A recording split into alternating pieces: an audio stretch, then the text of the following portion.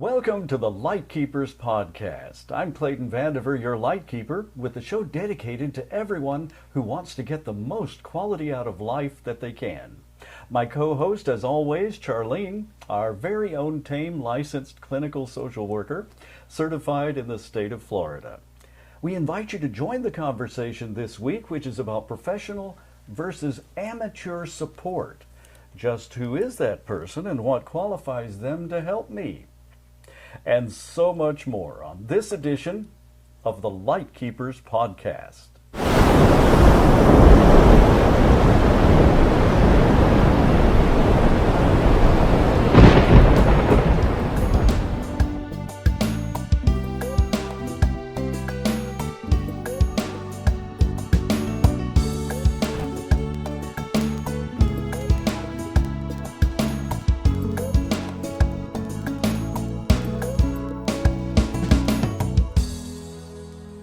Before we start, I'd like to invite you to please leave your questions or comments below. We always love to hear from you. Questions this week will be answered during our next show that appears online every Wednesday evening at 7 p.m. Eastern. The Lightkeepers Podcast is an exclusive production of A Guiding Light Incorporated. We'll tell you more about A Guiding Light at the end of the podcast, but we don't have much time, so let's get right into this week's conversation. And what does it mean to the general public when you say, who is this person? Are they professional? Are they amateur? How do you know? So that's a very good question. So the best way to know if you're working with a professional is to ask them what their qualifications are and find out if they're licensed. If they are licensed, there's going to be a record of that can be found online. Like, for example, I'm licensed through the state of Florida Department of Health. So if you go online and do a search for State of Florida LCSW license lookup, it'll take you to a website where just by typing in someone's name, you can verify that they have a license. Okay, that's a good idea. Well, how does the general public find that information? You just type a search? You just do a search online for whatever state you're in. Whatever their profession is, and license lookup, and it'll take you to a website where you can put in their name and find out whether or not they are a licensed individual. Okay, and you can find information about both medical and counselor personnel? Correct, because technically as a counselor, I am a medical professional. That's why I'm licensed through the Department of Health. Okay. So that's an important distinction. Even though I'm a counselor, what I do is considered medical care. Okay. Well, I've heard some folks say it's sort of like you're looking for either a professional and you don't want a witch doctor. I've heard that term used in the in the industry. So what would constitute a witch doctor? How do you define that one? So, for example, if you were injured, okay, would you call up Grandma, Uncle Bob, neighbor across the street? Or would you want to call your primary care physician or maybe go to an urgent care clinic? An amateur is someone who works based off of their personal experience. A witch doctor. Okay. When you are in need of support, therapeutic support, you want someone who has been clinically trained and they've been through the classwork, they've been through the testing, and they have been approved to be safe to provide that care. I say this all the time when people ask me, hey, I've got a camcorder, I've got a camera on my telephone, why can't I just shoot my own professional videos? And the people who sell camcorders and cell phones sort of throw that word professional around a lot because they think, if we say that, then we can charge more for it, or they'll think they can do more than they really can. But, when they make a Hollywood film, they spend many, many millions of dollars, and they use cameras that cost as much as some very luxurious cars. And don't you think they use cheaper stuff if they could get away with it? And if they didn't need it, don't you think they'd stay out of film school for, anywhere from 5 to 7 years? Mm-hmm. hey, maybe we know something that the average guy on the street doesn't about making films and movies. I'm sure it's exactly like that in the medical community. If I needed to amputate an arm, I certainly wouldn't grab the first chainsaw I saw. Well, and it goes a little deeper than that, because there are places online, for example. There are some wonderful resources online, especially if you're grieving. For example, there's one particular website that in the past has trained volunteers to provide online bereavement support. The problem is grief can be complicated, and not everyone is qualified or should be qualified to provide grief support, because there's a lot that can be affected. Absolutely. And someone who is not trained, who doesn't know how to look for potential influences, maybe a past history of substance abuse or a personality disorder or a mental health illness that might complicate that bereavement, what they're doing is not just unethical, it's not just negligent, it could be outright dangerous. I understand. And is it just that they might assess the needs incorrectly, refer someone to the wrong resource, perhaps even rope them into a network of pals that stand to profit? I know there are some unethical people out there. How much damage can they really do? They can do a lot, and not even meaning to. You know, people go into this wanting to provide that support, that amateur support. They go into it with the best of intentions. But you know what they say. Saint Bernard of Clairvaux said that the road to hell is paved with good intentions. That's a good point. And so that they mean well. They really do. They really do. But that's not always the best course of action. They can cause a lot of harm emotionally, mentally, and can make an already difficult time a lot more difficult and distressing.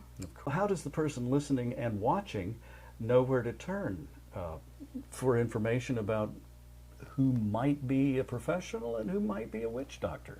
Well, and that's, again, where you have to be very careful. There are a lot of resources available online, resources available to support you through end-of-life process. You know, there are people out there that call themselves death doulas that are out there to provide a wonderful support service, a wonderful needed service where they're supporting people who have been diagnosed with a terminal illness or their family as they go through this time. Okay. But the problem is these people are not being properly vetted. There's no specific training for them, and so a lot of these people are amateurs that have come into the field through personal experience that want to be able to help others. And if you're someone who is like that wants to provide that support, I applaud that, and I encourage you to volunteer with your local hospices or hospitals. That's a wonderful outlet for you. But if this is something that you want to do for a living, full-time, go to school, get trained how to do it. That way you're not putting others at risk of injury, mental or physical, and you're not putting yourself in danger of litigation, because in some states it's actually illegal to provide therapeutic support without a license. Very, very good point. And we were talking before the show a little bit about sometimes a psychiatrist is different than a psychologist, and one does one thing, one does another thing. Can you share a little bit about that? Absolutely. That sort of ties into what you were just saying. And a lot of people don't know the difference. A psychiatrist is a doctor who is trained on how to prescribe medication to treat mental health issues. Okay, a medical professional. Exactly. Someone who focuses on the medication side of things, like a pharmacist. Gotcha. Versus a therapist, a psychologist, or a licensed clinical social worker, or a licensed mental health counselor. These are people who cannot prescribe medication because they're not trained in the medication side of it, but they are trained in providing that therapeutic support, that counseling, which a psychiatrist is not. So it would be unethical if you were to be prescribing medications, because that's not something you've been educated to do. That's not just unethical, but highly illegal. And that's why A common phrase that you'll hear in the clinical world is stay in your lane. And what that means is don't do something that you're not trained and licensed to do. As a licensed clinical social worker, I would not even fathom giving someone medical direction. I may give them medical advice in terms of, hey, ask your doctor about ... But I would never say, this is your diagnosis, this is what you need to do, because I'm not trained. And that's something we do right here. We say every week, this is a conversation about conditions and health and situations that you might face, and definitely seek the advice of your own medical personnel, your own personal counselor, your own personal advisor, who knows your unique needs and situation and can best advise what's best for you. Because this is just a conversation to sort of stimulate the possibilities and not in any way to give you advice that you should follow, except in seeking professional help and asking that personal counselor that knows your situation, hey, do you think this might apply to me, or do you think this might help me, or what could I do better? It's just like in my line of work, if you're wanting to make a little home movie, you might seek the professional guidance of someone who went to film school and use their advice, their best practices, because they're certainly going to know more about it than the guy that just got his first cell phone and said, oh, video, click. Hey, look, it makes pictures. And there's a lot of areas that this overlaps onto that people don't realize. I'm going to give you a wonderful example of that, something that is a little pet peeve of mine. When someone creates advance directives, which we talk about a lot here on the show because they're so important, which is basically advance directives are the documents that you put into place to direct what type of medical treatment you would want if you were to become seriously ill and not able to make your own medical decisions. So think living will, medical power of attorney. People go to attorneys to have these done all the time, and that's great. Attorneys know the law, but they don't know medicine, and they don't know those medical procedures. And so you have someone with legal documents that say, if I become seriously ill, I do not want any extensive measures put into place to keep me alive. What defines extensive? Some people say... They're not necessarily going to know what an extensive measure is. Exactly. And some people say, well, I don't want tubes or machines. Okay, you don't want a tube or a machine to keep you alive. What if there's an opportunity of recovery? What if you only need that machine temporarily? What if the doctor doesn't know if it's temporary or permanent? Is your loved one going to know what to do? They're going to look at the paper and say, well, he said he didn't want anything extensive done, so sorry. That's a very, very good point. And it also gives us an opportunity when you're wondering who to turn to and who to look to. You know that the professionals at A Guiding Light are there to train professionals in doing many of the things that we're talking about. Exactly. And so if you see someone who has been vetted and who has the Guiding Light symbol that we have on our coffee cups, you know that they are going to be someone that is not operating like a witch doctor. They actually not only know what they're talking about, they can refer you to other professionals that they are confident in their capabilities. Absolutely. So that's the sort of thing that we try to do here, is connect people to resources that can give them the best service in their lives. Knowledge Quality is power. of life. Knowledge is power. Quality of life is the whole purpose of this show and our conversations. Now, we don't have much time, but this episode leads us to a perfect opportunity to mention that several listeners have been asking about us personally and our backgrounds. What makes us professionals instead of witch doctors. That sounds like something we got into that just a little touch today. You got a feeling for, hey, I'm really a video guy and, a broadcaster, and this is really a medical professional, a mental health specialist. But it sounds like something we might spend a little bit more time with, and in helping our viewers and listeners understand who we are and what our interests are and our backgrounds. Maybe we could do an entire show about that. Yeah. Let's dedicate next week to that. How about that? We can do that.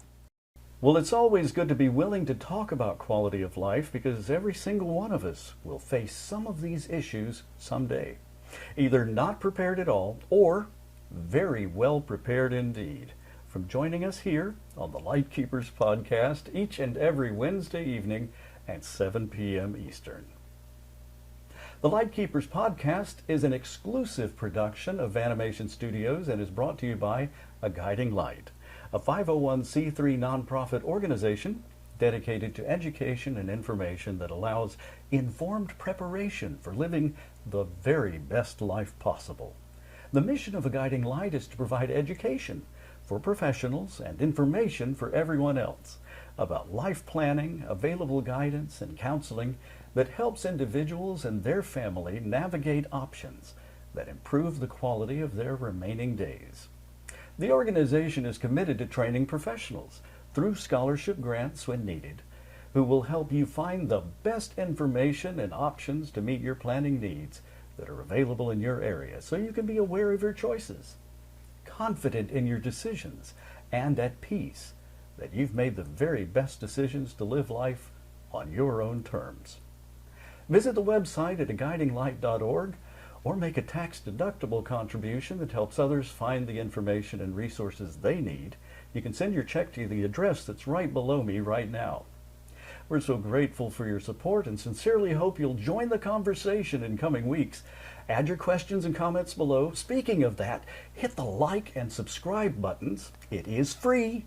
And turn on that notify bell so you'll catch every single episode. I'm Clayton Vandiver, your Lightkeeper. We'll see you next time.